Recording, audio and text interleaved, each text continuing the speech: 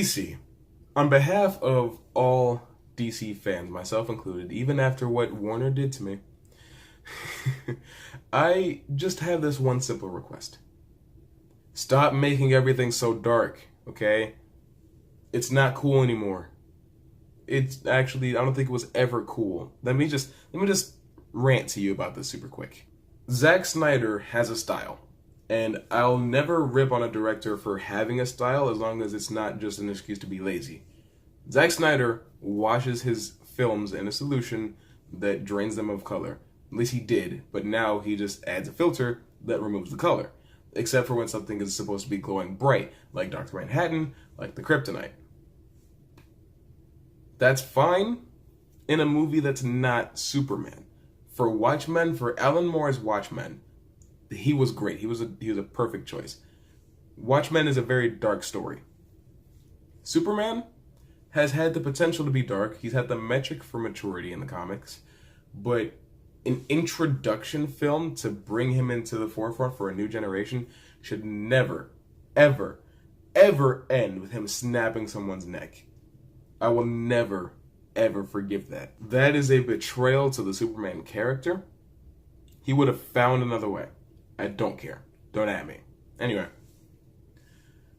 And it worked for Batman and Batman vs. Superman, except for the fact that he was also killing people. Like, you shouldn't have to have this competition between Batman and Superman to see who's more edgy and see who's darker. That should be obvious. It should be Batman. But I think it was Superman, actually, because he actually threatened Batman far before he ever threatened Superman. Well, a couple seconds before, but you get what I mean. DC is home to some of the most fun characters under the sun. Superman's fun. Aquaman has been fun. The Flash is fun. Green Lantern is fun. Booster Gold, Animal Man, Beast Boy, Robin, Raven, Starfire, Cyborg. Well, I guess I did just name the whole Teen Titans, so I'll come back around to that. They're called the Justice League for a reason. You're supposed to be able to trust these guys to come save the day, but it more seems like they're gonna end up killing somebody. It's like, I don't look at the DCEU Justice League and feel the same way that I did when I looked at the animated Justice League from the early 2000s. You look at that Justice League and it's like, here they come to save the day. And then you look at the DCEU Justice League and it's like, well, they're going to win because the script demands it. They have no teamwork, no synergy. They haven't even established trust in their leadership. They're just here. And because they can't die, it's their first Justice League movie, they're going to win. I know I keep picking on Justice League, and I will eventually do an actual breakdown, a video essay and analysis on the film, but until I figured out a way to do so without getting in trouble, it's going to have to wait. So just be patient with me, please. But at this point, dark isn't cool anymore. Dark and gritty is just overplayed to the point where nobody wants to see it anymore, especially not from our superheroes. And yeah, mature stories can work. Captain America: The Winter Soldier. The first Iron Man movie, Doctor Strange. But by the end of your story, we should have a feeling of hope. They are superheroes after all. Superheroes are an escape from the real world, from stress, from anxiety that we have. We're not supposed to go to a superhero movie and feel depressed. We're supposed to go to that's like walking out of a Star Wars movie being angry. Oh yeah. The Last Jedi. Now, I'm obviously not saying that I want all my superhero movies going forward to be just childish and lazy and everything like that, but I want to have some fun in the theaters when I'm watching a superhero movie. Infinity War, for its dark and heavy ending, was a good time. It was a great time. No alcohol required.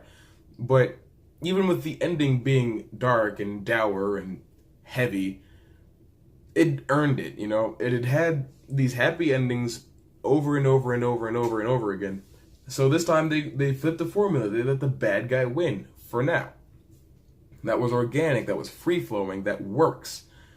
DC hasn't figured out a way to make their movies mature, and it still work. Except for Wonder Woman in places. Like, I don't really like Wonder Woman all that much. I think it's okay.